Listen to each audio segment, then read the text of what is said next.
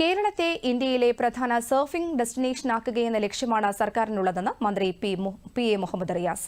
അന്താരാഷ്ട്ര surfing festival വർക്കലയിൽ ഉദ്ഘാടനം ചെയ്യുകയായിരുന്നു അദ്ദേഹം.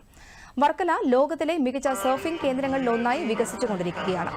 നൂതന സാഹസിക ടൂറിസം പദ്ധതികൾക്ക് പ്രത്യേക പരിഗണന നൽകുകയാണ് സർക്കാരിന്റെ നയമെന്നും അദ്ദേഹം പറഞ്ഞു.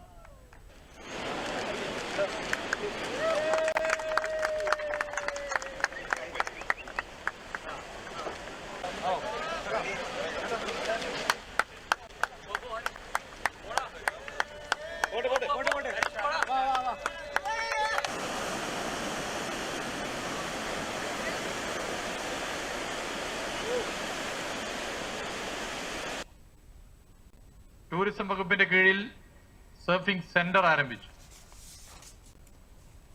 കടലോര മേഖലകളിലുള്ളവർക്ക് പരിശീലനം നൽകി. വർക്കലയിൽ ഈ ചാമ്പ്യൻഷിപ്പിന്റെ ഭാഗമായും സർഫിംഗ് പരിശീലനം ഏർപ്പെടുത്തിയിട്ടുണ്ട്. വിവിധ സോഷ്യൽ മീഡിയ മത്സരങ്ങളിൽ നിന്നുമായി തെരഞ്ഞെടുത്ത 50 പേർക്ക് സർഫിംഗ് ഫീ ട്രെയിനിങ് സെഷൻ സംഘടിപ്പിക്കുന്നുണ്ട്. ലോക കായിക മേളകളിലെ പ്രധാനപ്പെട്ട ഒരു ഇനമാണ് സർഫിംഗ്. അതിന്റെ സാധ്യതകളെ കൂടി നമുക്ക് പ്രയോജനപ്പെടുത്താൻ സാധിക്കേണ്ടതുണ്ട്.